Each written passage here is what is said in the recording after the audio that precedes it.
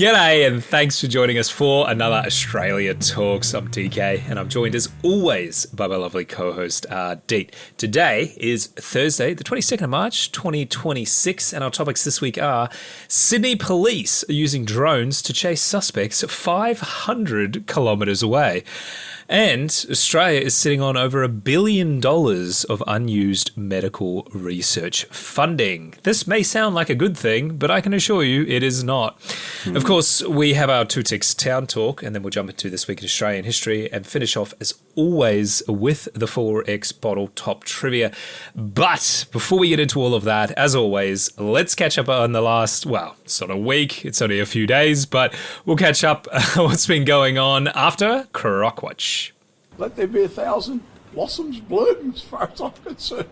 But I ain't spending any time on it, because in the meantime, every 3 months, a person is torn to pieces by a crocodile in North Queensland. This week's Croc Watch was prompted by what I saw part one of a mob called Wild Creek, and they did a documentary. Part one's 42 minutes. I think they're still working on part two, on capturing a croc called Sweetheart, which is infamous up there north. It's a male saltwater croc, well, was a male saltwater croc that attacked boats in the NT's Finnis River system during the 1970s. And as always, there'll be a link in the show notes so you can go and watch it yourself. If you like it, then give them a thumbs up. I watched most of it, not all of it. A lot of interviews with people up there involved in it. So it's a good story. But I think you can probably get an idea of 5 or 10 minutes of it, and if it grabs you, the rest of it will be just as entertaining. So Sweetheart attacked at least 12 or 15 boats. Now, he rammed the outboards, and they're saying he was mistaking the motor noise for rival males. He dented hulls, flipped dinghies over, tipped fishermen into the water. But he never actually harmed humans or ate them. However, the fishermen tipped in the water didn't really know that, and unsurprisingly, they made record-breaking times panic swimming to the shore, as you would. I don't blame them at all. Yeah. Oh, you'd have in your head, you'd think, if this thing's after me, that's just tipped my boat up, not just given it a nudge, but tipped my boat up and thrown me into the water, in the back of your head, you think, I know I have no chance whatsoever, but you just couldn't. You couldn't just sit there. Well, I suppose you could flight or fright or freeze. What, flight or fight or freeze? You might go the freeze one. But if it's flight, you would. I don't think you would ever swim faster than when you thought there was a croc ready to have a snap on you. Yep, definitely. Yeah, I'll be bloody Michael Phelps in that water. Yep. You'd be doing that cartoon thing going above the surface. Yeah, exactly. So Sweetheart was exhibiting pure territorial aggression, and the locals dubbed him the heavyweight champion. And he had propeller scars all over his snout, confirming the boat encounters. Look, unsurprisingly, it was decided this was a high-risk situation where somebody was going to end up dying. So in July 1979, the NT Park Rangers, led by a bloke called Dave Lindner, snared him alive for relocation using a Rhodesian loop trap baited with a dingo that they'd found on the way for roadkill. They'd been getting him used to the trap. And a Rhodesian loop trap is essentially it's a simple anchored wire or cable loop that's set across a trail or passed over the animal if you're sort of in a hide. And the loop tightens around its neck or its body to hold it. So yeah, they had got Sweetheart used to there being a trap there, and it wasn't baited or anything. And then on the day they decided to go there was a dingo that had been knocked on the side of the road. So that that worked out well for them.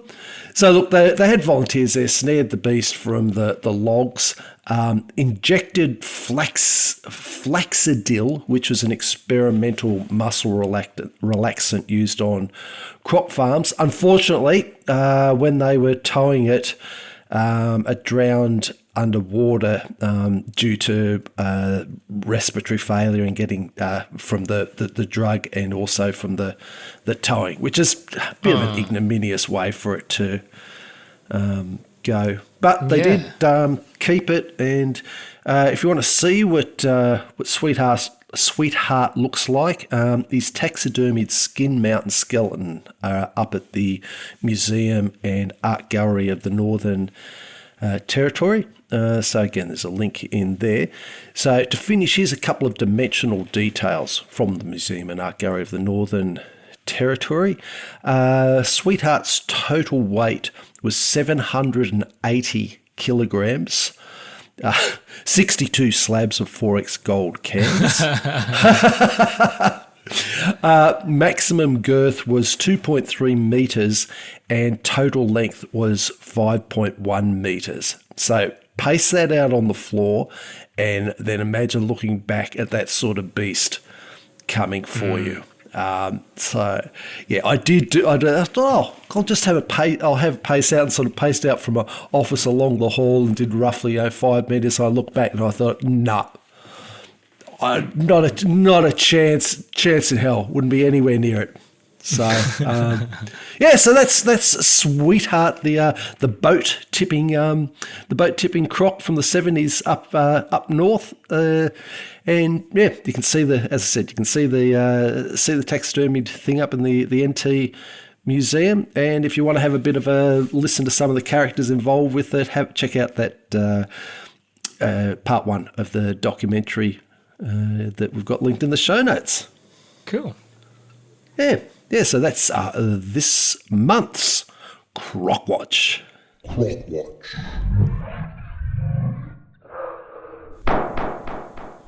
All right, what has been going on with you? As I said it before, it hasn't been a week because we're recording this on Sunday. Yeah. But it has been a couple of days. Has anything interesting happened that you want to tell us all about?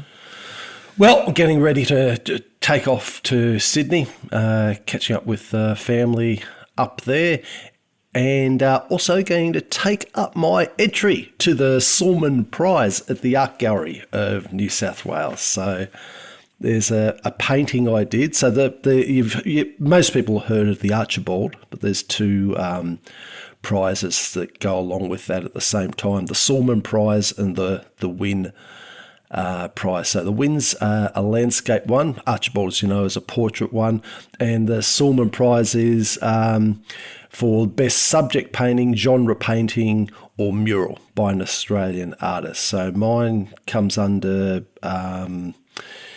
a subject painting.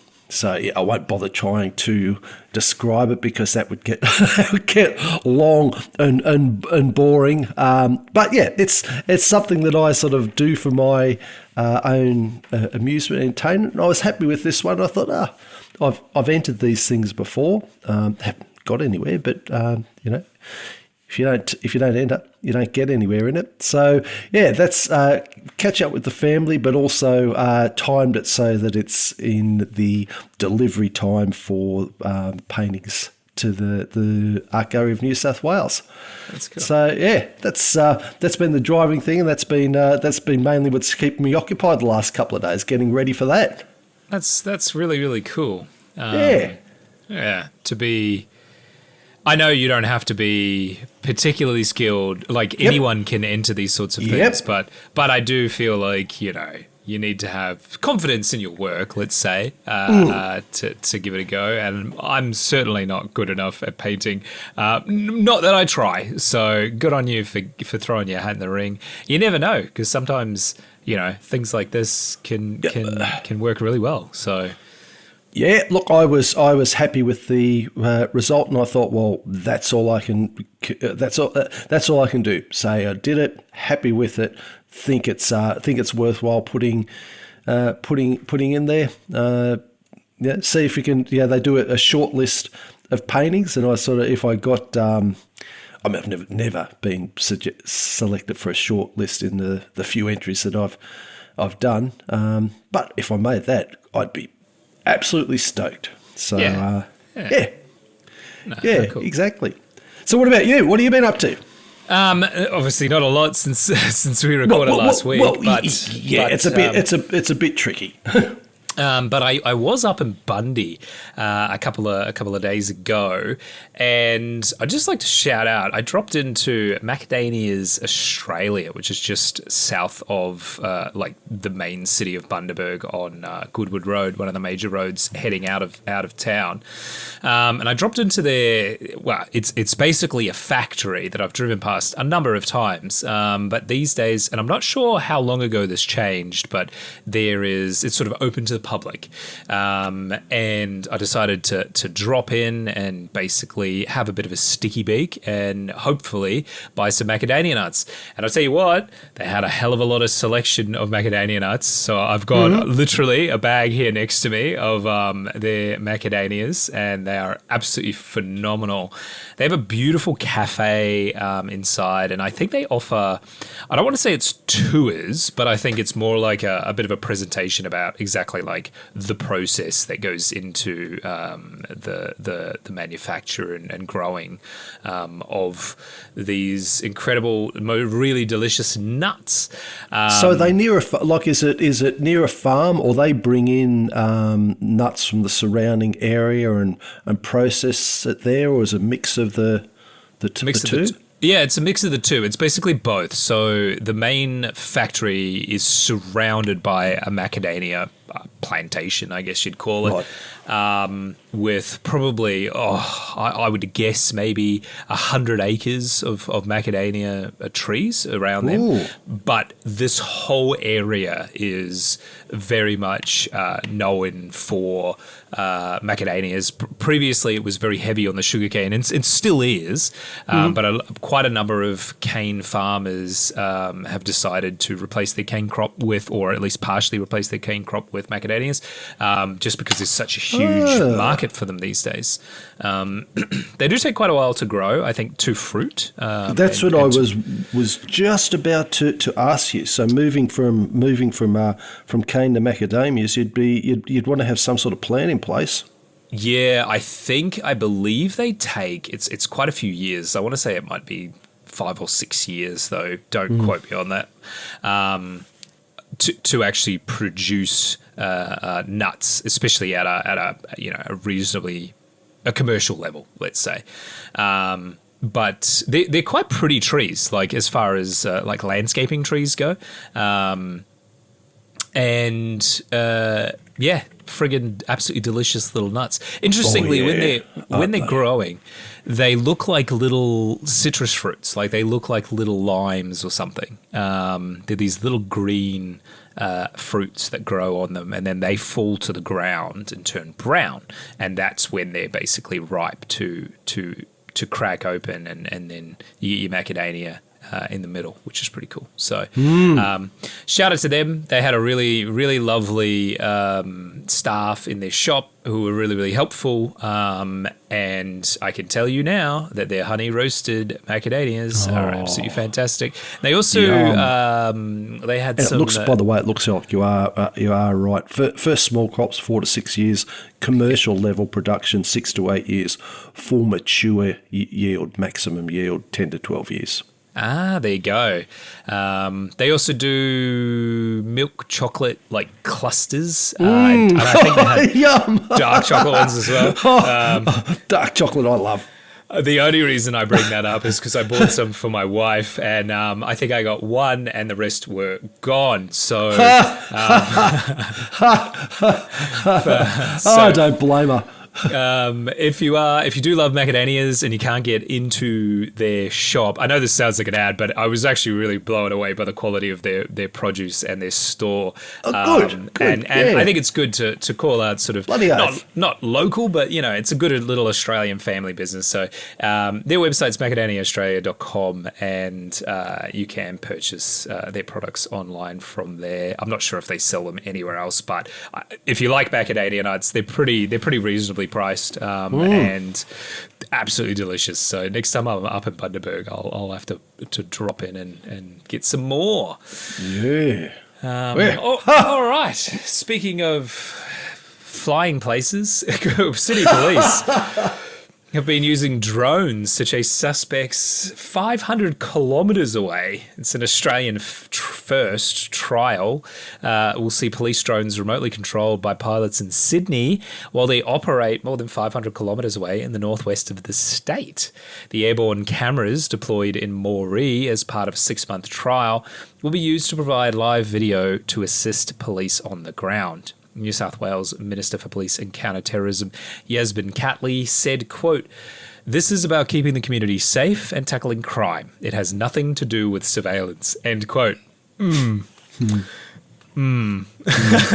6-month trial will be operated by officers at the Pole Air Base in Sydney's Bankstown Airport using a drone station on a rooftop in Moree.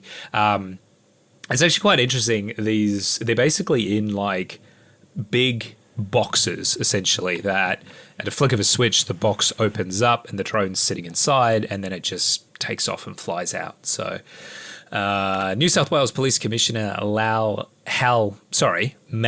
Layan said the drones would be used in a similar way to helicopters or planes. He specifically said, quote, "This is not about surveillance. It is about the ability to put up a remotely piloted aircraft for emergency where there is an operational matter like a break and enter," end quote. Though he continued, quote, "We will not be recording flights when they are up in the air unless they are responding to a particular incident that is a crime. It is not going to be flying around and looking in people's backyards. It is not about surveillance. It is about responding to crime, and we're making sure we take prompt action," end quote. To me, this feels pretty friggin' wishy-washy about exactly the specific role of these drones. I don't want to say I don't believe the police commissioner and the minister for police, but the fact that they're harping on about I'll this say it immediately, yeah, it kind of does give me a pause, let's say. Commissioner Layan said that Moree was one of the first places he visited after taking over the state's top policing role. He said, quote, "There had been a number of serious crimes out here. We have a disproportionate impact on the community like Moree, and we needed somewhere to trial this. It's remote to Sydney. It's the perfect location to test that this all works," end quote. Moree Mayor Susanna Pierce said residents were fed up with the high crime rate. She says, quote, "There are people in this community who will tell you that they've been suggesting that drones would help here on the ground for years. When they see drones go up in the sky, they get a bit excited and they know that that is a sign that the police are working to look after our community," end quote. I would like to know exactly who said that because, again, I'm not saying I don't believe you, but yeah, you seem a little bit too enthusiastic. Police across Australia have been using drone technology for years, though. And in 2018, Western Australian police started using drones for search and rescue operations. Evidence gathering, crime scene mapping, crowd monitoring, and overhead surveillance for officers on the ground. Human Rights Commissioner Lorraine Finley said in a statement that while drone technology could support police in improving community safety, it also has the potential to intrude on private rights.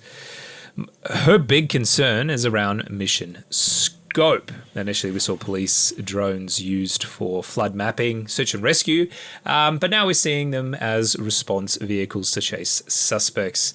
So my question is how long until we have police drones patrolling your local neighborhood?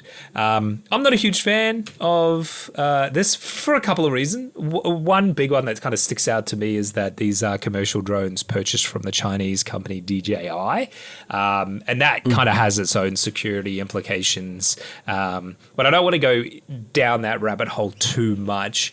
How do you feel about this?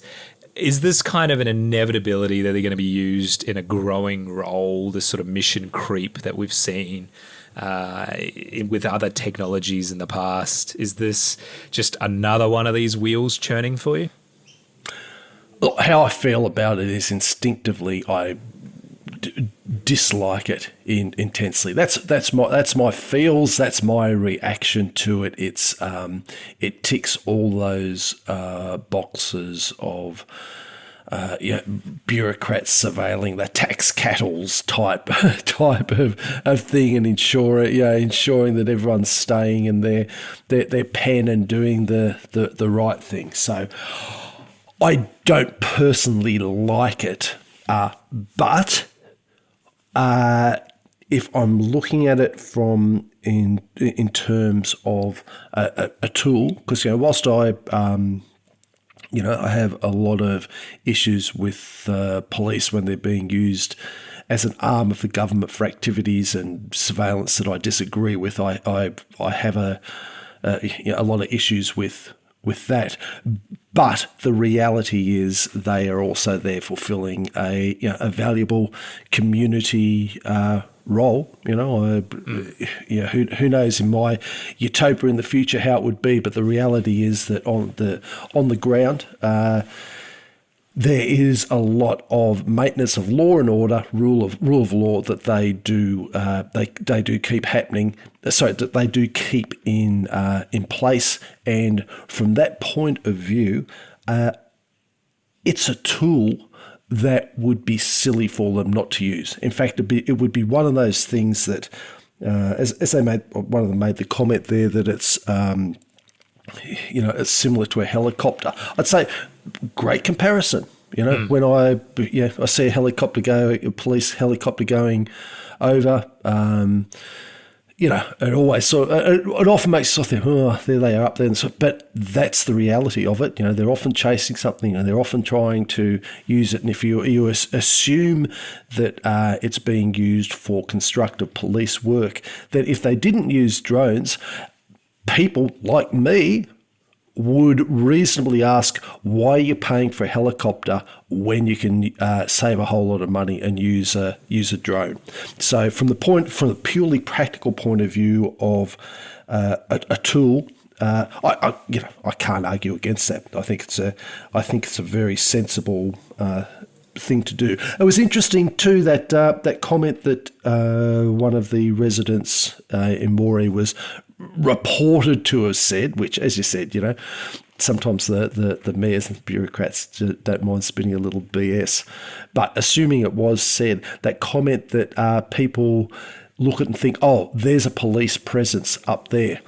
I can understand that being sort of a cheaper way to get that sense of presence. There's a lot of times where I think I'd rather have, cops on the road rather than sneaky little speed cameras. And I know there's practicalities in that, but to me there's a certain thing of, here we are, we're visible, we're out here doing the job. And I can understand something like a police drone being viewed that way. It's hard not to be bloody skeptical, because we've had these things of, this is for your own safety, this is for your own good, and it inevitably goes down that path of surveillance. I don't think it's easily stoppable. I think it's almost 100% guaranteed that it's going to get that its power is going to get abused. I don't think there's a chance in hell that we're not going to be looking back on this in 10 years and saying, oh, well, there's a few incidents where it wasn't used correctly. I mean, we see that with access to personal records. We see that with the intelligence services. There's always loopholes. There's always someone there, and because they're humans as well, and also because of that corruption of power. So look, it always sounds a funny thing saying thin edge of the wedge, but it is to a degree. It is part of moving to this surveillance society, the panopticon society where there's the central surveillance of everybody that we've been moving to, in my opinion, at least since 1985 in Australia, when they tried to introduce the Australia card. That was the first public flagging for me, so that's in my head. So they've been at it since then and chipping away quite successfully. So I don't like it, doesn't feel good to me. I remain very skeptical about where it's going to go. I don't trust what I'm getting told, but I find it hard to argue against the practicalities of it, and I think it's a sensible move from the point of the police force using that as a tool. So how do you feel about it? How do you think it will evolve? And what's your opinion on the practical side of it?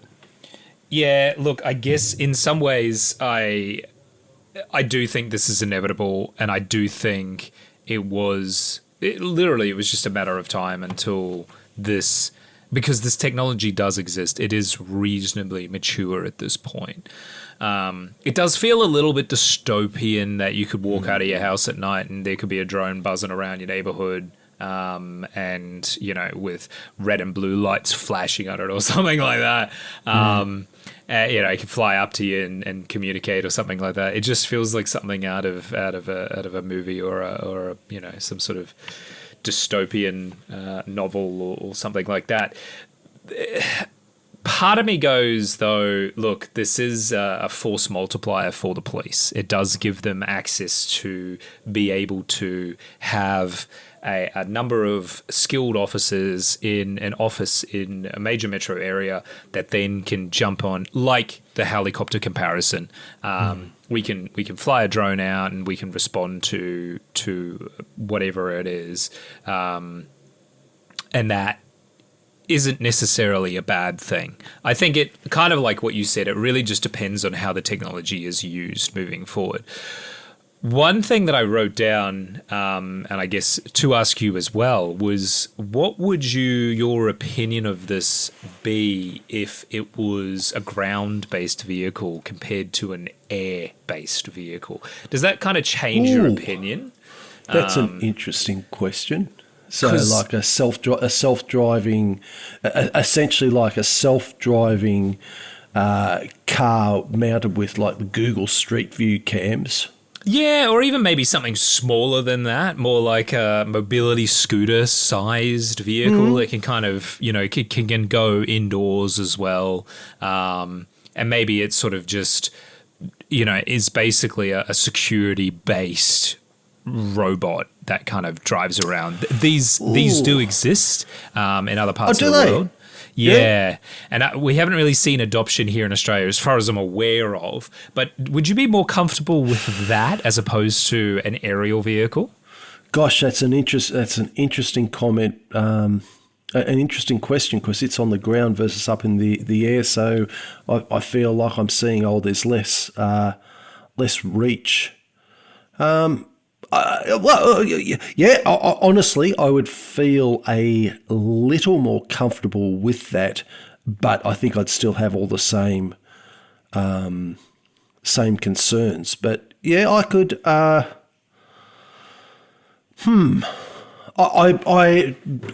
not sure that I would see the same use case as a tool. I would certainly think it's more of a presence thing, and I would want to see some benefit of it. I'm not 100% sure how good a benefit that would be, rather as opposed to what benefits it would have above or even more so than an aerial drone. So I suppose I would want to be convinced of a use case, because obviously it's not going to be chasing down, criminals or shoplifters or something. Robot cop, get that.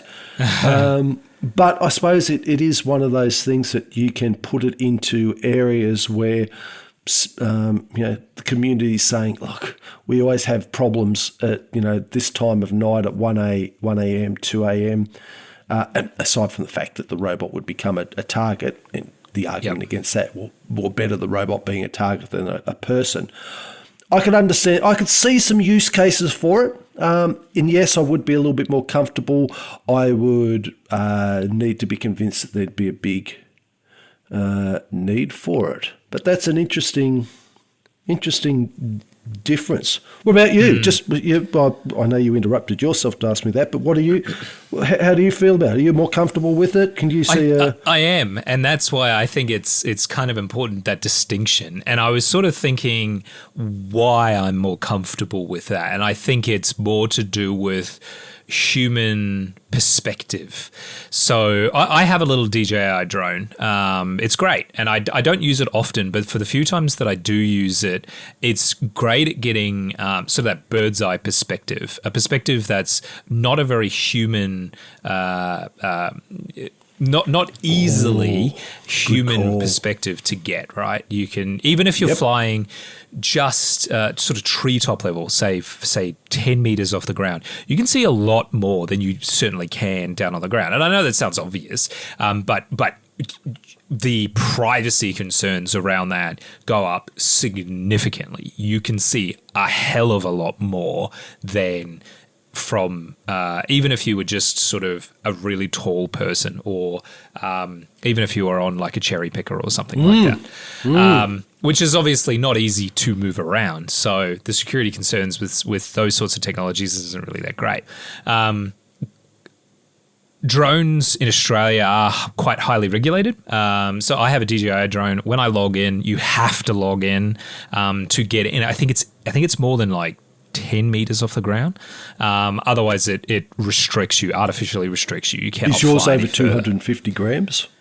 Yes. So it does have to be licensed, I think. Right, or it has to go through. Okay, so that's interesting. Just a slight segue there, because my one's 249 grams, because 250 grams is apparently the magic non-licensing number. Yeah. So whilst I don't have to log in to use it, I do have to have. Sorry. I have to have a login to use it, but I don't have to log in to fly it. But it will automatically it won't let me fly near an airport or something like that. So it does have restrictions built in. But you've got a few more restrictions on your slightly heavier drone. Yeah, so I had to jump through quite a few hoops to get it and things like that. And I don't think that's necessarily a bad thing, because once you do use it, you realize, hey, there's definitely some security implications and privacy implications with this sort of technology. Now, in this situation, of course, it's the police using it, but there is kind of like a fair and reasonable expectation of privacy, say, in your backyard or something like that. And this is where this kind of becomes a bit of a question. Well, if the police let's say they're chasing a suspect down the road as if they were using a helicopter or something like that, right? So in a role where they already have a police vehicle that does the same thing, and they fly past your property and they notice something, how does that work moving forward? Is it just like... Is the law going to be just like if it was a helicopter, or if it's literally the same as if a police officer saw it and they proceed as such? Or because I feel like that kind of has an implication moving forward. And I think that's why they've focused so much about, we're not going to be looking into people's backyards. We're not using it for surveillance. We're not. These were the things that they immediately came out with in this press conference. I haven't really cherry picked these quotes, just so you know. They very freely and were very aware of the fact that people are kind of suspicious, as they should be, about this. And it's very, I'll go, very easily. Okay, you fly the drone over, or you say, you get the command from above saying, "Oh, look, we've had a report of something going on there," and it doesn't necessarily have to be a report, but all you can do is, or you can just officially log it, and then as you're going by, you take the footage in the back room, you run it through AI. AI says, "Oh, there's something sus in 73 Main Street."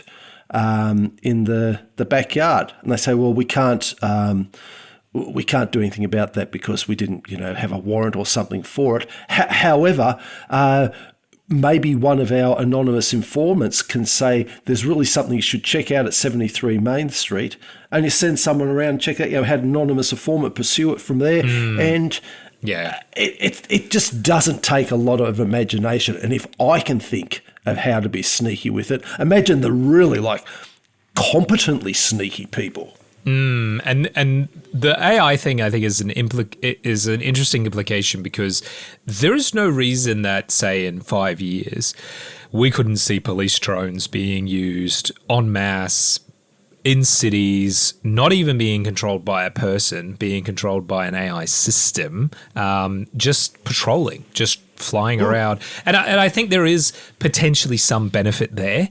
As an example, we know if there's security cameras in an area and people are made aware of that, their behavior changes. They behave in a different way, in a more socially acceptable way.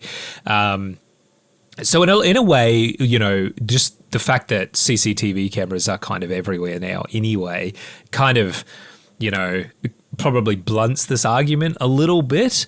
But I think it's not unrealistic to consider the possibility that in the future we may see police drones, autonomous police drones, basically flying around our communities, keeping tabs on things, keeping you safe, which sounds fine. Maybe to some people. I don't know. He says without a ring of confidence, that sounds fine. Yeah, I just I think this is one of these ones where I think we're just going to get used to it. We're just going to go, okay, yeah, sure. And look, I understand that we've got a lot of international listeners, and probably in some of their places in the world, they're already doing this sort of stuff. I've definitely seen police drones being used in China. I'm not sure if they're widely used elsewhere in the world. And for some people, they're just going to go, so what's the problem? And the problem is Australia isn't a particularly heavily policed country. I think I've seen in the last, say, week, I've probably seen 2 police cars at all when I'm just driving around. I've certainly not seen any police. Police here in Australia don't really patrol the beat so much. It's just not a super common thing. It's obviously more common in the cities, and I live in a regional area, so But all that said, Australia is not a heavily policed country, counter to other countries which have a much higher police presence. I felt like when I was in the US, there were a lot of police, and in other parts of the world. Quite a lot of Southeast Asian countries also have quite a lot of police, which can definitely be handy. Don't get me wrong. I'm not against police. I just think it's sort of changing, and I wonder how our culture will change as a result of sort of increased police presence, and particularly, I think I would have less of a problem if it was just there are just more police officers walking around. These are human beings that are just involved in their community. I think I would have less of a problem than, the police have drones now, whether they be on the ground or in the sky. They're just around now, and they're controlled from a central area, particularly if it wasn't in the town that you live in or the town that you're in, because there creates this like, those are the police from out of town and these are our police, and it creates that division, which I really don't like. I can just see how this can be abused or I don't know. It doesn't feel very Australian. Let's put it that way. Like, this isn't what our culture generally has been, and it makes me uncomfortable. I can see the benefit from the police's point of view, because they can multiply where they are and their presence without multiplying personnel and recruiting and all of those sorts of things. So I can see the benefit from them, but I don't necessarily like the prospect that this is going to be rolled out across the country. It feels a bit impersonal as well. Police drone just flying through your door going, hey, and you're like, send a person. Don't I know right now that's not what they're doing. They're using them as assisting police on the ground and that sort of stuff. And if it stays like that, I don't necessarily have a big problem with it. But as we know, things don't stay the same. Mission creep. Yeah, and we obviously we're talking about an extreme scenario in the future, but it starts here and it could go a number of different directions.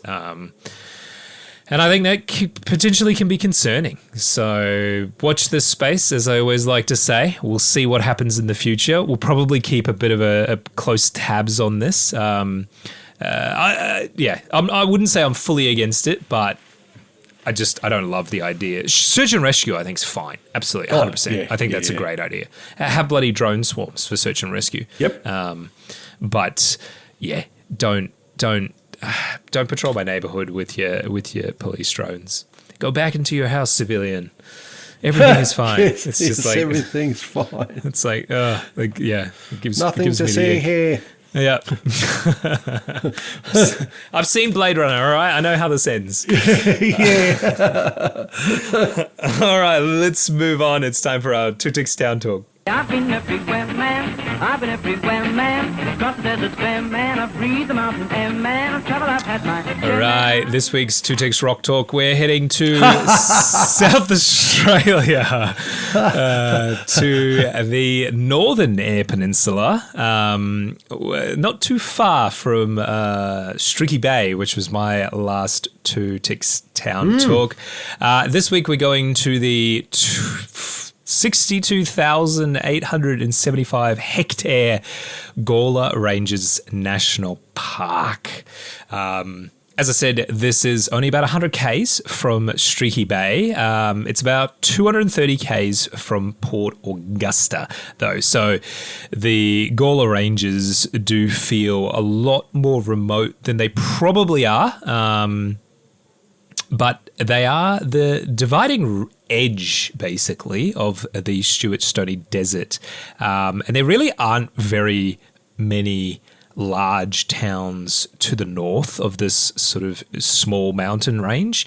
And if you actually look at the map, it's remarkable how clearly you can see the dividing line from above. It's basically a hard line where you can see farmland and civilization to the south, where there's quite a lot of small towns, agricultural areas, and sort of sleepy coastal villages. And then to the north of this range, it's basically a seemingly endless desert on the other side of the ranges into the vast interior of Australia. Just got that map up. I can see what you mean. Yeah, so there wasn't really a specific town, hence why this is very much a Two Ticks rock talk, because it's got some cool rocks that I want to talk about, and just kind of the area in general. So let's kick off with a little bit of history. The traditional owners, I should say, of the Gawler Ranges are the Bangala, Kothkatha, and Wirangu peoples who have inhabited the area and the broader South Australian area for the last 30,000 years at least, and are now known what is collectively the Gawler Ranges Aboriginal peoples. As we've seen time and time again, pastoralism displaced Aboriginal people from their traditional farmlands, with unfortunately, many of them going to the government depot at Fowler's Bay and others to Port Lincoln on the Eyre Peninsula. And of course, there was quite a bit of conflict between the pastoralists and the local Aboriginal people as well. The explorer Edward John Eyre was the first non-European to visit the Gawler Ranges in September 1839. He named the ranges after George Gawler, then Governor of New South Wales. What a frickin' surprise. Wow, named a thing after his boss. Wow. Colour me shocked. Although it was spring. That pushes our buttons, doesn't it? So for anyone just tuning in and hasn't quite listened, there's a lot of stuff here in Australia and elsewhere in the world. It's not limited to Australia. That was named after people they were trying to curry favour for, basically. And it's kind of annoying because, quite frankly, George Gawler might have been a great governor of South Australia. I have no idea. Although he could have been a monster. I don't know. But this mountain range is named after him nonetheless. Although it was spring at the time he was there, Eyre found difficulty trying to locate water, even under the very high rocky ranges. It was in the southern Gawler ranges that Eyre first saw Stewart's desert pea, Swansona formosus, and he called it a most splendid creeping plant and very beautiful. And I think that probably sums it up quite nicely, actually. It is a very beautiful plant, kind of weird looking, but yeah, it is quite striking. Overall, Mr. Eyre was not particularly impressed with the local country, and he left pretty soon after arriving, as is his ways. But pastoralists did take up land there after Stephen Hack completed a survey of the ranges in 1856. Paine became a pastoral property in the early 1850s, but the first official leases were to Andrew M. Woodridge and John Hurst in 1864. This was a successful pastoral partnership aided by the discovery of a good supply of fresh water in 1865. But interestingly, the years of 1856 and 1858 must have been quite good for rain over this area, as the explorers of the area and some of the pastoralists did speak of permanent fresh lakes, which there aren't any. Not a regular sort of lakes. There are after good rains. They sort of depressions fill up with water. One of which I'll mention towards the end of this segment, but they pretty much dry up pretty quickly. So I think it's kind of interesting that the explorers just so happened to come through when it was very accommodating land. Let's put it that way. In the late 1860s, this time period saw approximately 90,000 sheep being shorn at properties such as Nonnings Station. And to comply with lease conditions, many wells were struck to provide crucial water, basically, in the summers. But unfortunately, even with the wells, the harsh arid conditions and unreliable water supply found those sheep numbers to be unsustainable, which pretty much we think that the good rains of 1857 might have been responsible for these farmers expecting significantly more water than they actually got in the years following. And unfortunately, they did basically have to scale down their ambitions and just run fewer cattle through the area. I think this is part of the reason why this area isn't super heavily developed even to this day, because it is quite arid, generally speaking. But the earliest wool from the ranges went to Port Augusta, Venus Bay, Elstington or Streaky Bay, and it was transported either by camel wagon or wagons pulled by bullocks, horse or camel teams. And of course, we've talked about bullock and camel teams in the past, other Two Ticks Town talks, and this was very much part of the life out here in the pastoral times. And much of this pastoral history remains in the area today, with wool sheds, heirs' campsites even, embankments, gravesites, ruins, and old homesteads, all still in various states of disrepair throughout the region.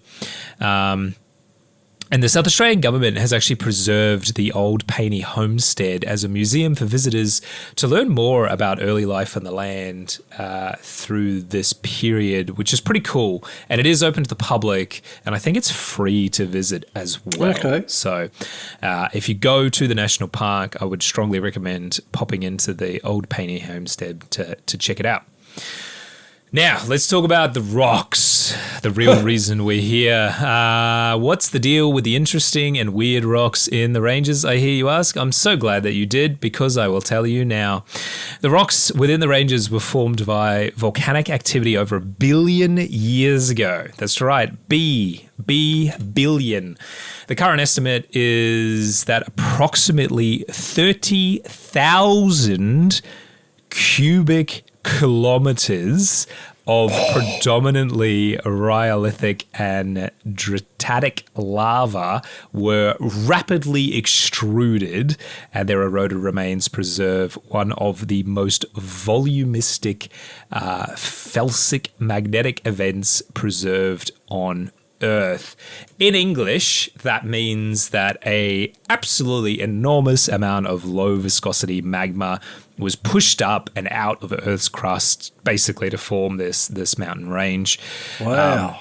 Unusually, the Gawler Ranges of volcanics were also erupted at a remarkably high temperature, between 950 and 1100 degrees Celsius, which is 1,742 to 2,012 degrees Fahrenheit. This high heat and low viscosity resulted in some incredible geological formations as it rapidly cooled. Of our specific interest for this segment is an overabundance of pink granite, just because it looks pretty, and a natural amphitheater called the Pipe Organs. The pink granite is found throughout the national park, and it is particularly pretty, especially at sunset. There's some really beautiful photos that, of course, we've got all linked in the show notes, so you can have a look when you pull over out of your car and stop listening to this. Don't look and drive. But of course, a pink granite isn't unique to the Gawler Ranges, but the pipe organs, well, they're not exactly unique to the park, but it is a spectacular natural formation. Of course, I have included, like I said, photos in the show notes, and I think it was this one in particular. I'll get your live reaction to, if I send that to you. That first picture there is pretty stunning. So basically, the best explanation I can give you of what this looks like, they basically do look like pipe organs from like a cathedral that have been embedded in the side of the cliff. These are vertical columns of rock that are basically fairly uniform in shape, and they form like a polygonal pipes. These are very much almost identical in shape and size to the much more famous Giant's Causeway in Northern Ireland, and other parts of the world. Of course, these aren't unique to this park or even Northern Ireland. These are found actually all over the world, but they do sort of look like when you bite a flake. We've got a chocolate bar over here that's got a whole lot of wrinkles of chocolate, and you get that sort of effect. It is a very strange natural formation. It sort of doesn't look like that nature would make something like this. Straight lines are so rare in nature, and yet you have this entire area just full of these straight lines and sort of. A lot of them are sort of octagonal shaped columns, and it sort of made. It's funny how it does that, isn't it? You've had it in the start ones when you've done the rocks octagonal. This is not the first time it's turned up. It isn't unique, but it's unique enough to be special, you know. So I would really urge you, because I feel like I'm not really selling this particularly well. I would urge all of our listeners to have a quick look at the show notes so you can actually have a look at some of the pictures, or just Google pipe organs South Australia or pipe organ rocks South Australia, something like that, and I'm sure the pictures will come up. To get to the pipe organs in the national park, it is about an hour hike from where you can park. And it does require good footwear and a reasonable level of fitness. It doesn't look like it's a particularly strenuous hike, but this isn't one to take grandma in the wheelchair to. Again, more information in the show notes, all about it, but just be aware that you want some decent shoes, probably leave the Crocs at home. You know, have some lace ups. I don't think anything, nothing crazy. You know, just some like joggers or something like that would be fine. But just be aware, it's not. It's a little bit of an effort to get there to see it, which I think's cool actually, because it's more rewarding that way.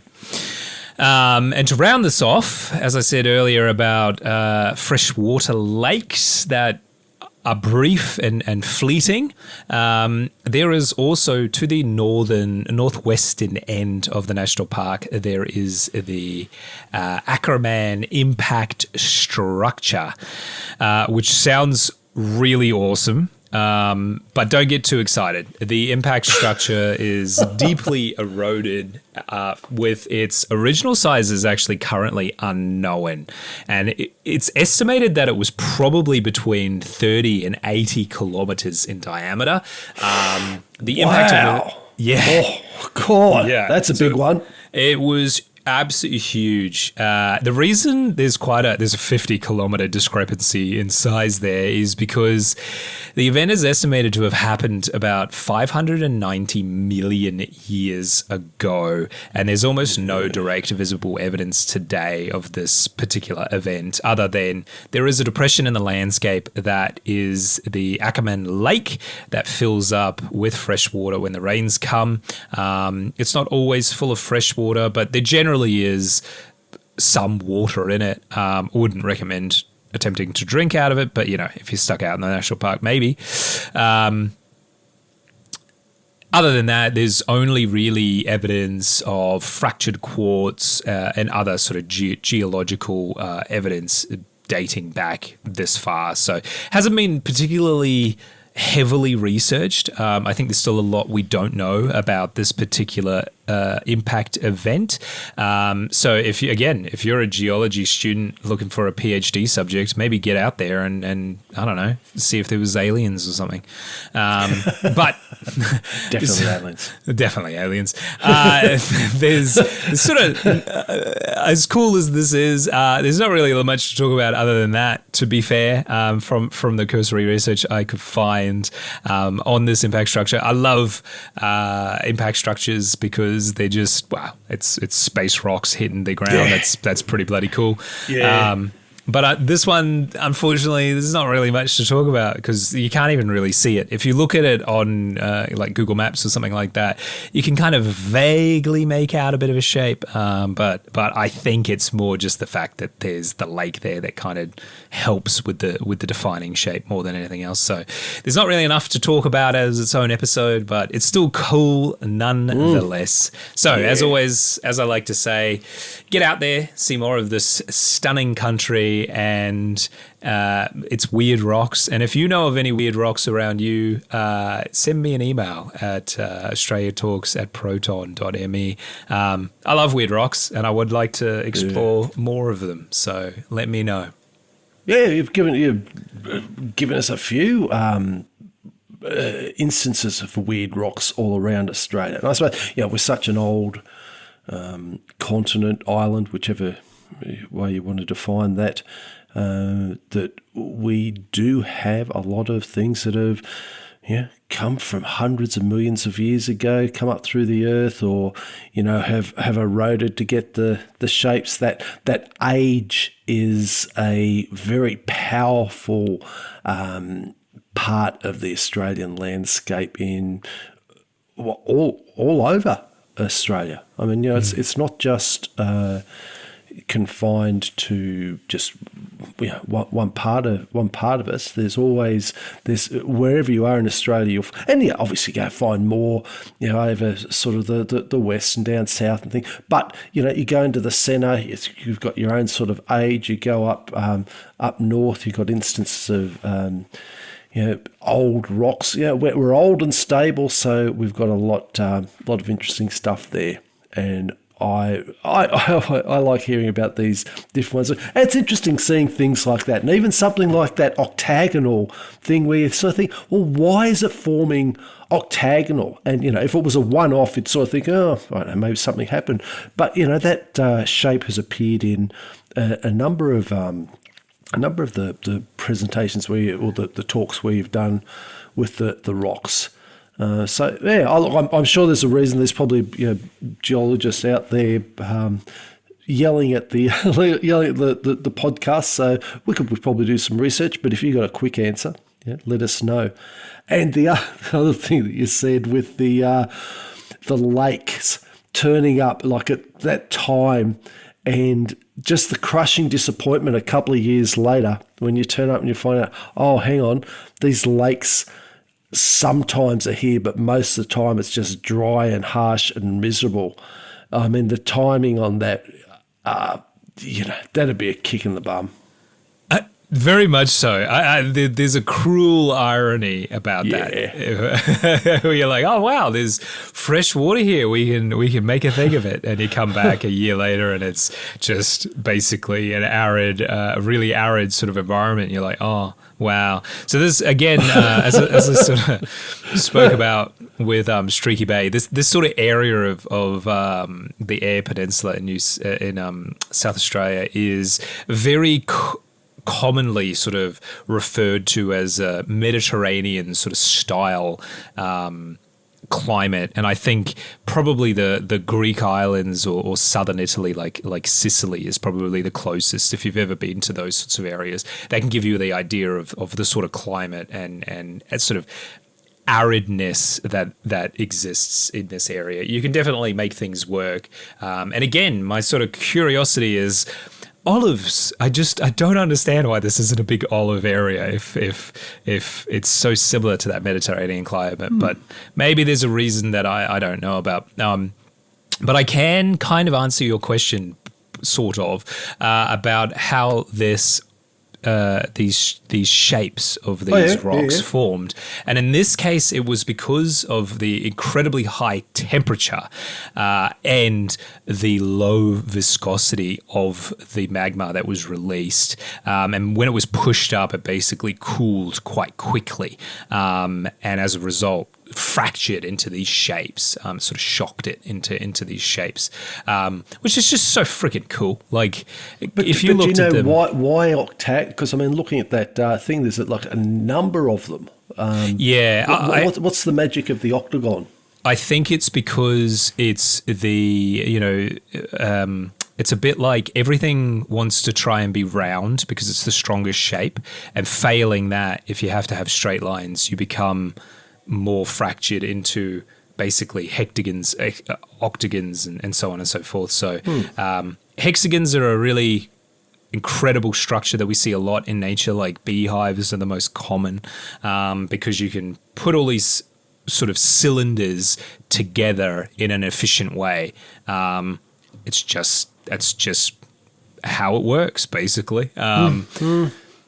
It is like that because that's the way it is. Yeah, fair enough. Because you can put all of them together, and so round doesn't exist very much in nature because it's sort of it's too perfect of a shape, and so hexagons are kind of nature's round things almost, and so that's what forms. So these aren't all hexagons. Some of them are much more irregular shapes, and some of them are much more regular, and it is pretty impressive. I think the Giant's Causeway in Northern Ireland is so famous because it's those are much more regular in shape than these ones are.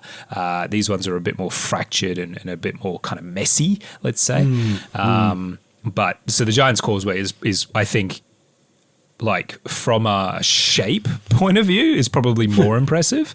But nonetheless, I still think these ones are cool. The rocks here are also like much more pretty colors than the Giant's Causeway, which are all kind of like that very dark basalt rock, whereas these are, pinks and reds and yellows and all sorts of beautiful colors. So again, if you get out there, if you're an overseas listener and you're listening to this, it's kind of hard to get to this area on a reasonable time frame. You'd have to fly into Adelaide and then sort of drive from there. But don't let that stop you. I'd love to hear if any of you have been there or are intending to go there. Reach out, let us know. Yeah. All right, let's move on. Australia is sitting on $1 billion of unused medical research funding. This is according to the Australian Health and Medical Research Workforce Audit, with more than 60% of researchers having left active research roles between 2019 and 2024. Yikes. Yeah. Meanwhile, over $1 billion of research funding remains undistributed due to government spending cap. The Medical Research Future Fund was established back in 2015 and it pledged to disperse $1 billion a year for medical research once it reached maturity at $20 billion. It reached that $20 billion threshold in 2020, but the $1 billion a year pledge basically never paid out. In 2022, the Morrison government introduced the spending cap, which restricted disbursement to $650 million a year until 2032-2033. The fund has now grown to over $25 billion, outperforming the original benchmark, which sounds great, but since 2022, the amount spent on research has been nearly $1 billion less than originally pledged. The legislation says the cap helps the fund to grow more sustainably by having a fixed amount and isolates the determination of disbursements from financial market fluctuations. But researchers argue that it is depriving a starving sector of a much-needed lifeline. Grant Ram, the chief scientist and interim director of the Queensland Institute of Medical Research, describes the current funding environment as one of the toughest he has ever seen. Professor Ram said, quote, "I think the medical research has reached a crossroads in this country. Right now, Australia's medical research sector is being asked to deliver world-class breakthroughs with funding that simply isn't keeping pace." End quote. Researchers' calls have been backed by the group of 8 universities, the Association of Australian Medical Research Institute, and the Australian Academy of Health and Medical Sciences.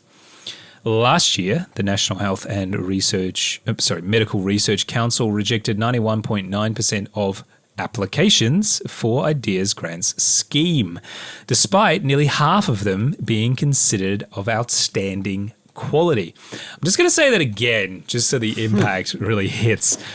Last year, the National Health and Medical Research Council rejected 91.9% of applications for the IDEA's grants scheme, despite nearly half of them being considered outstanding in quality, which is upsetting, to say the least.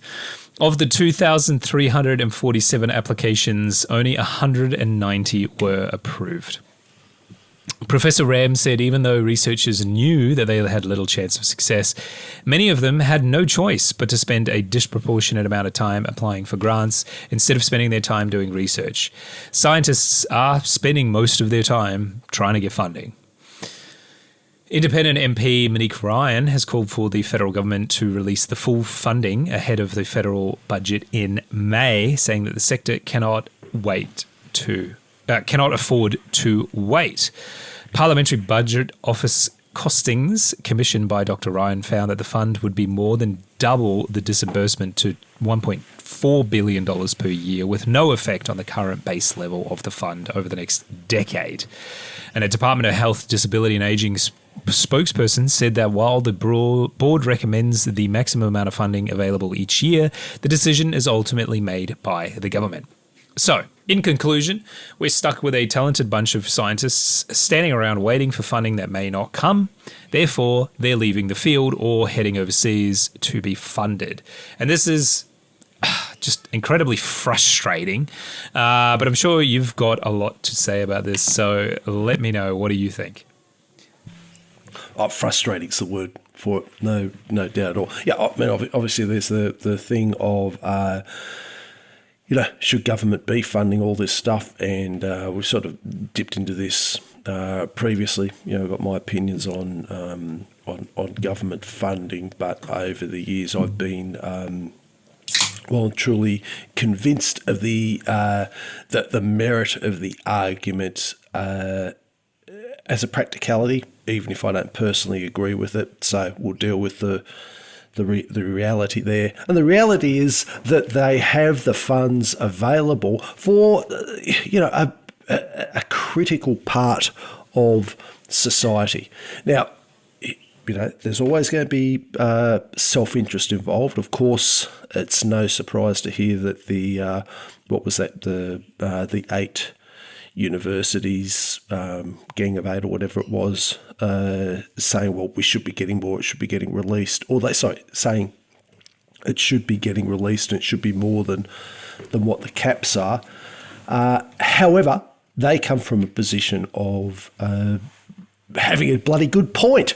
That's the whole point of it. Like if we were in the situation where this fund didn't exist and you had the researchers out there saying we need some money, it'd be a totally different situation.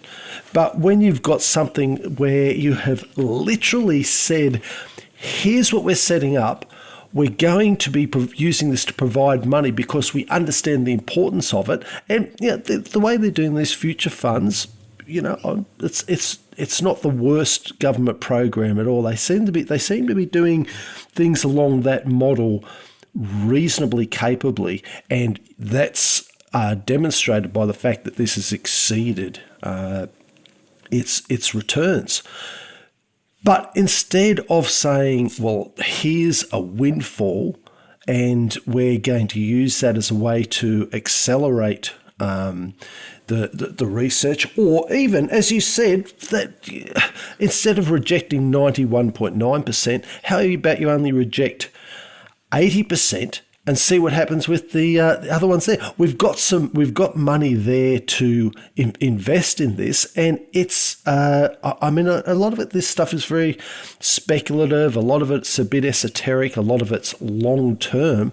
But this is an example of it's one of those few areas of government where it's set up to take that long term risk to invest in what future generations may benefit from, not necessarily these ones, or create industries that might not appear for another 25 years, whilst way past what the current governments and the next government's going to be, but it will be viewed as something beneficial to the country and those generations as a whole. So it's and they're talking about these things. They're sitting there. It's almost like they're saying, well, we can't do much about it. We've got these caps in there. You're the bloody government. You're the one that... Yeah. Change the caps. Yeah. They're your caps. Yeah. And if you change the caps and we go, if we find out... I understand having a financial barrier in place to smooth out the volatility of the market. I can see that being prudent, but by their own performance, we see that there is room to increase the amount of funding, increase the amount of risk-taking in regards to which projects get approved, and still stay well within that window of prudent financial management. And whenever I hear these things going on, I think, so why? Why are they keeping the money? What's going in through their sneaky little heads, or who's making a bloody mozza here, or what is it that we don't know fully about this? Because it's not, there's something in here that's not quite ringing 100% true.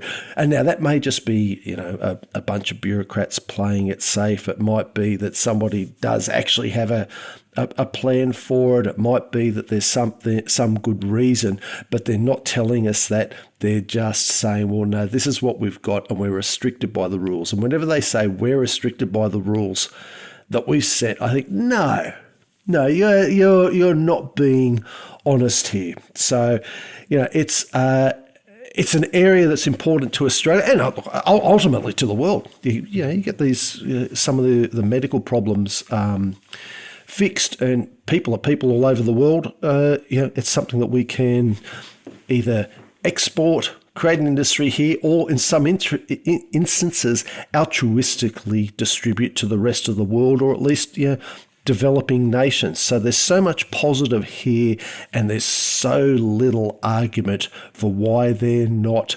complying with the original setup of the fund that I find this really really difficult to swallow, and I have a feeling we might hear a bit more about this later. I think it's big enough that it won't be soon, but it'll be one of those things that if this continues, you're going to get enough people in the medical field saying, sorry, I'm going to look into this more deeply, get their noses put out of joint, and hopefully we'll see a good reason. But I wouldn't be putting a lot of money on that. So how about you? How do you feel about this? How do you feel about the fund as a whole, and how do you feel about how they're managing it with regards to restricting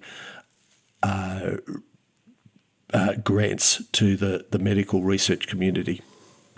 I think disappointing's just the best way I can describe it. There's so many potential benefits here, and we've talked a lot about like future made in Australia and things like that. And medical research is one of these ones that often pays back in dividends long term on the funding amount that we sort of put into it. And we, even failed research is valuable. There's actually incredible value in failed research because you find out what doesn't work, right? It's not always about let's figure out what does work. To do that, you need to know what doesn't work, and different ways to do certain things and stuff like that. This is just so disappointing. Like you said, this is a problem that is invented by the government, who then go, oh, we can't fix the problem that we've created because we can't be asked to change the deal. I'm glad Dr. Ryan, Monique Ryan, is onto this because at least there's a voice in the federal government for this particular problem. The fact that they've rejected, what did I say, 91.9% of applications is, again, disappointing is just the word I want to use. It's frustrating, and I can imagine for a lot of these researchers, it's very disheartening because I've been in the room when grants applications have been are being created. So I've seen what goes into some of these programs, and there's the process of getting all of this information together, and it's significant. Like, it can take weeks. It's a real full-on process. Oh yeah. And then for it just to, sorry mate, we don't have enough money. We do have enough money, but we want to keep it for now for future funding of research that we're.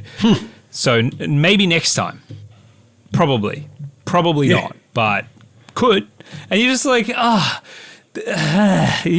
understand you don't want a free for all, and private industry does fund a lot of medical research, but I do think there's some value in the government funding some stuff. And this is where that frustration comes from. They literally have a program designed for this, and then they're artificially restricting that flow because of a budgetary issue that doesn't exist. And you just go, come on, guys, we can do better than this.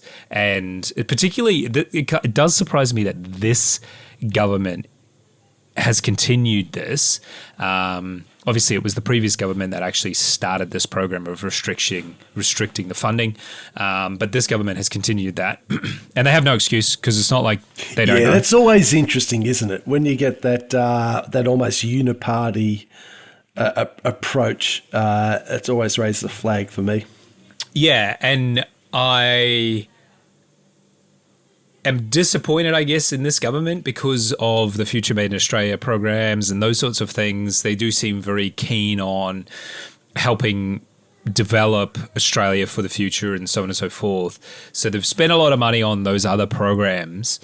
This is just ticking along in the background, essentially being underfunded, under what it was supposed to be. And so that is really frustrating. And it's just like, come on, mate. Like, can you just tick a box, open it up, and actually do as Dr. Ryan has done? They could increase the funding to $1.4 billion a year, which is over double what they're currently funding, with no ill effect on the current base of funding over the next decade. Which means that they could comfortably stick with the original $1 billion funding. Yep. Just bump it back up to what it originally was supposed to be, which, look, I get it. That's still not going to be enough. You're not going to have 100% of projects funded at that level.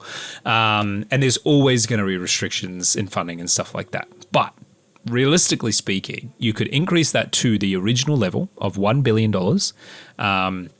per year, which is that's a lot of cheese, and you wouldn't have a problem with funding it. We know this because the Parliamentary Budgetary Office, who does these audits, has literally said that we can increase it to 1.4 billion. So it literally is just a political will issue. And that in of itself is just disappointing. Once again, bloody bureaucrats not doing what they need to do. And so we're doing our part on telling you about this. So hopefully we can shine the spotlight on this issue, and maybe things will change into the future. But for now, if you're really hoping that your medical research funding is going to be funded for 2027, probably not. The odds are stacked very heavily against you. So sorry about that. All right, let's move on to this week in Australian history. Hopefully there's a glimmer of sunshine in there. All right, this week in Australia history, we're covering 20th to 26th of March. March 20th, 1912, the SS Kumbana sinks near Port Hedland in WA during a tropical cyclone with the loss of at least 138 passengers and crew. So that wasn't the ray of sunshine we hoped for. No, that definitely wasn't, no. 1916, troops from the Australian and New Zealand Army Corps Anzac land in France. We've got... my apologies, got an alarm there because we're out in funny times. Funny times this week. 1942, American General Douglas MacArthur makes his I Shall Return speech at Tarawa, South Australia, after the unsuccessful defence of the Philippines. 2003, 2,000 Australian troops participate in the 2003 invasion of Iraq.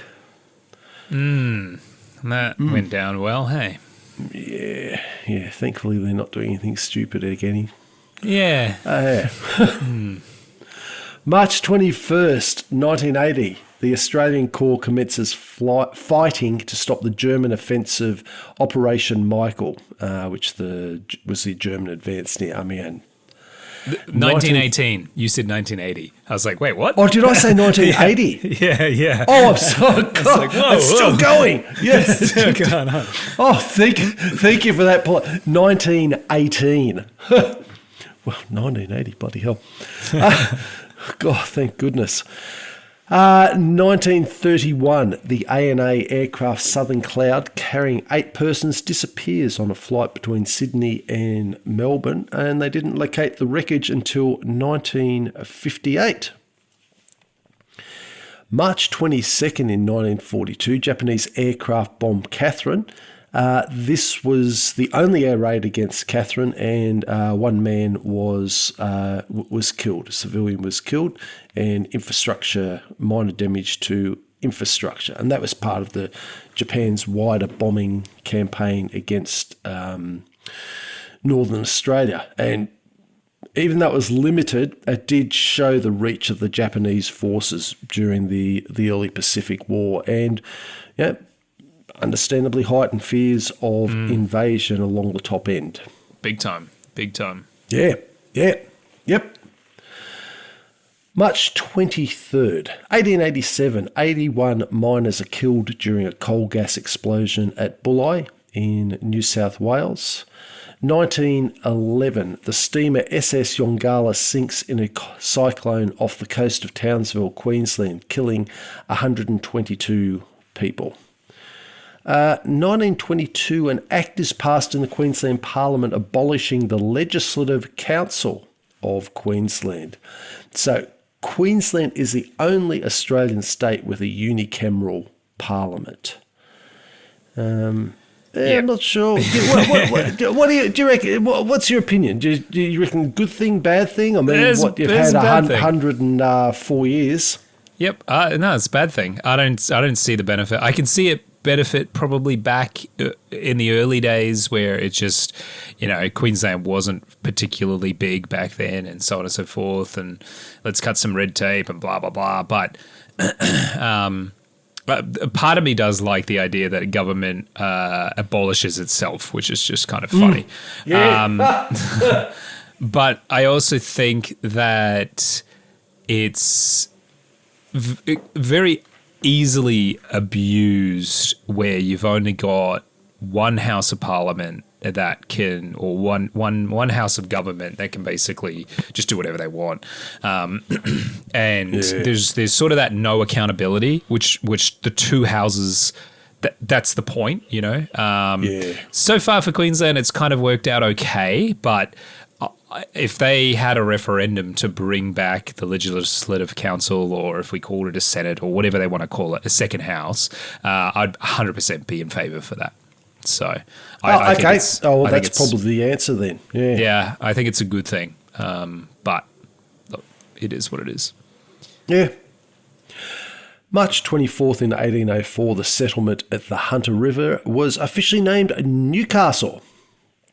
1980, the Australian Olympic Federation announces it will send an Olympic delegation to Moscow, despite objections raised by the Prime Minister.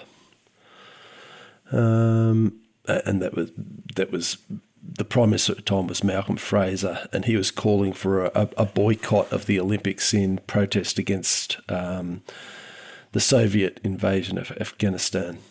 I do sort of like it when something, and I do understand there's a lot of politics in the Olympics, but I do sort of like it when there's a separation between sports and politics. I feel like it's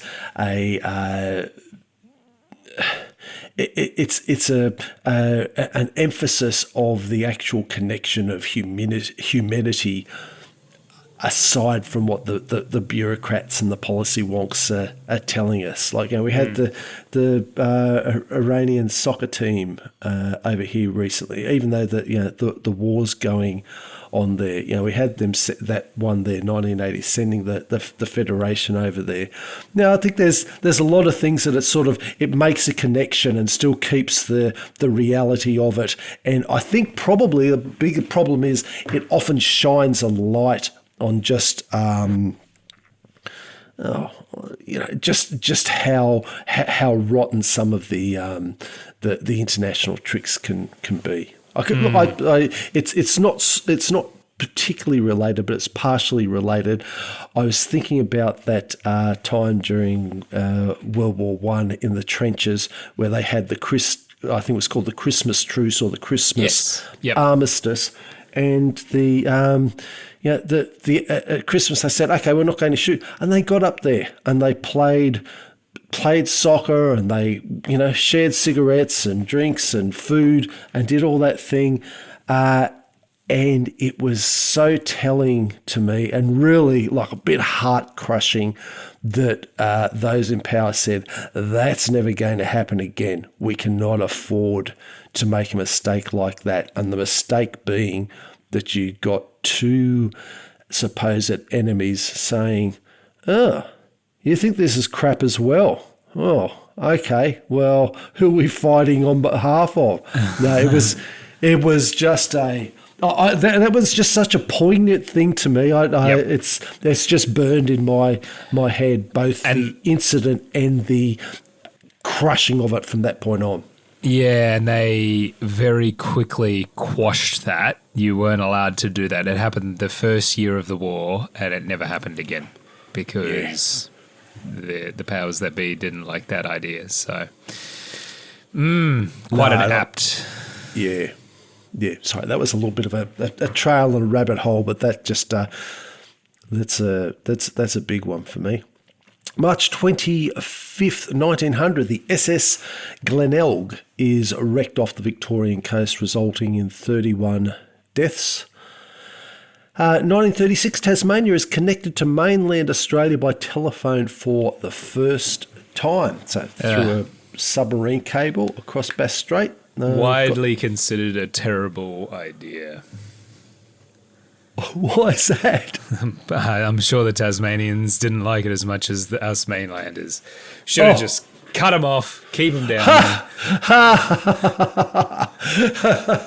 What happens in Tasmania stays in Tasmania. I didn't even think of that. I was just going from the thing of, they'll probably people be happy with that, but fair enough. 1984, the $100 note was put into circulation. The avocado, Douglas Mawson and John Tebbit were illustrated on the note. And it was the first $100 polymer note. Finally, in 2006, the 2006 Commonwealth Games were held in Melbourne, closed, and Australia won 84 gold, 69 silver, and 68 bronze medals, the most of any competing nation.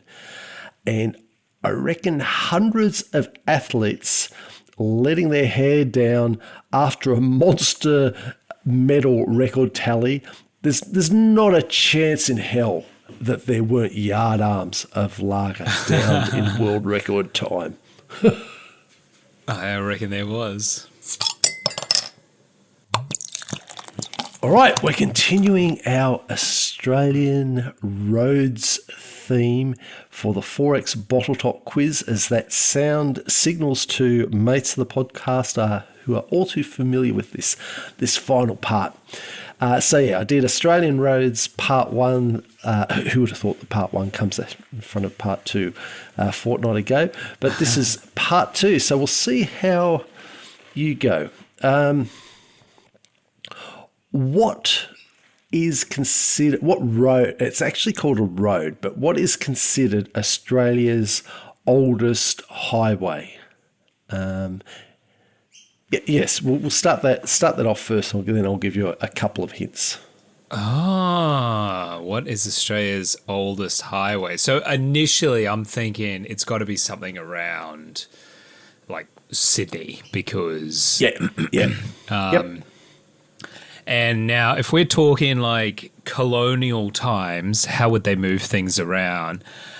My first thoughts go to not horse and wagon, but more the rivers they would have used, I would imagine, because they literally came here in boats. So my guess would be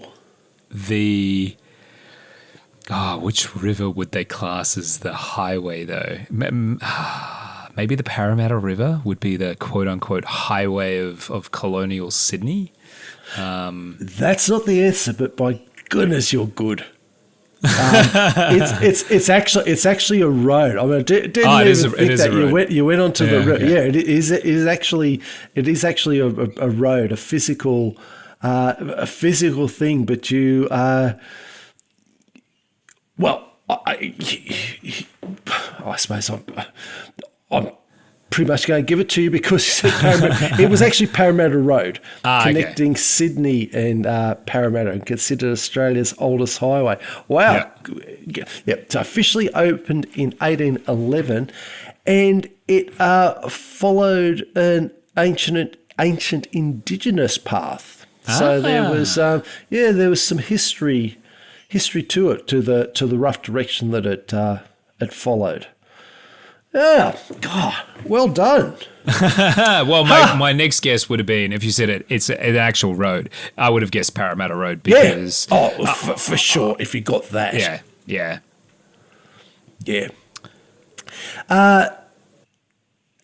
What is reported as, this one's reported as one of Australia's steepest roads. You know, I mean, you always get, that's always debatable about where you are, measure it, with a grade of 32%. And I'll be particularly impressed if you you get this one. 32%? Seriously? Yeah. Now, you would probably know, because this is on your wheelhouse. Just explain to me and to mates of the podcast what the 32% grade means, if you know. I don't know. I know it has a weird... It's not like 32 degrees, I don't think. Is it? Well, this is what I mean, I know that 32 is a lot. Yeah. But I don't know. Okay, look, I might have to. I'll put that question on notice. I just thought it might be one of. You've always got so many bloody things stored in the back of your head. But I'm pretty certain that it's not like 32 degrees. Maybe it's like double or something. So a 32% gradient's like 16 degrees or something like that. I'm not 100% sure, but I'm almost certain it's not. 32 degrees. I know there's a street in Brisbane. I'm trying to think where it is that's really steep, but I don't know if that's what it is. Bloody went up Mount Tambourine a few weeks ago, and I'll tell you what, there's a couple of bloody steep hills up the side of that mountain. They were in the 20-something degree. I'm trying to think what the sign said. Should have taken a photo of the sign. But yeah, there was a big sign that said no buses, no trailers, no cars. And I drove up it with a trailer and very quickly, I didn't regret it, but I got to the top, but I was like, probably should have gone the other way. Close to. Yeah, I was definitely like, probably shouldn't have done this. So, yeah, I think this is one of those ones that unless and I think because there's those qualifications on how people measure, it's called the Donkey Steps Road in Wolgan Valley in New South Wales. So yeah, look, I as I said, throw some qualifications in there. But the final two questions, because they relate so neatly to each other. What is Australia's highest year-round accessible sealed road? And it reaches an altitude of 1,840 metres above sea level.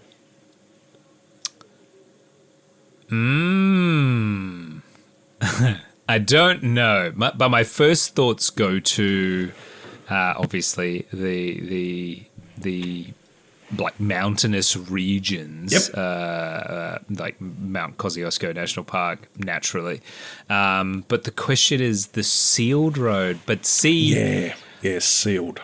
There's a sealed road up to Thredbo, which is near. It's not near the top, but like it's pretty bloody far away up there. But then there's all those roads up to like the snowy mountain. Are they higher? I think they're not as high as Thredbo. I don't know. I also don't know what the road up to Thredbo is called. It's probably called bloody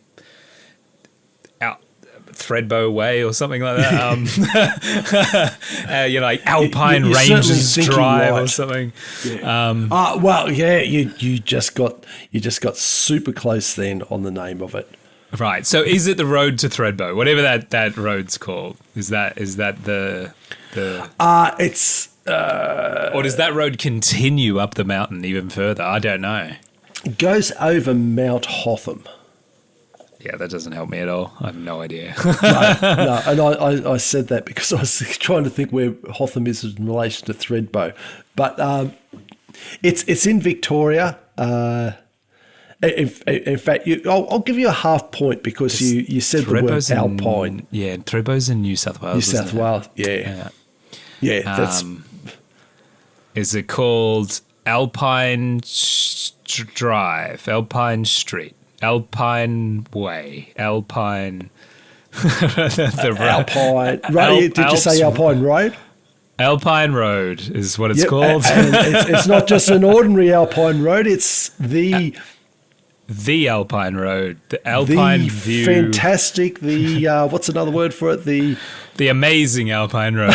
Yeah, that's close. It's the Great Alpine Road.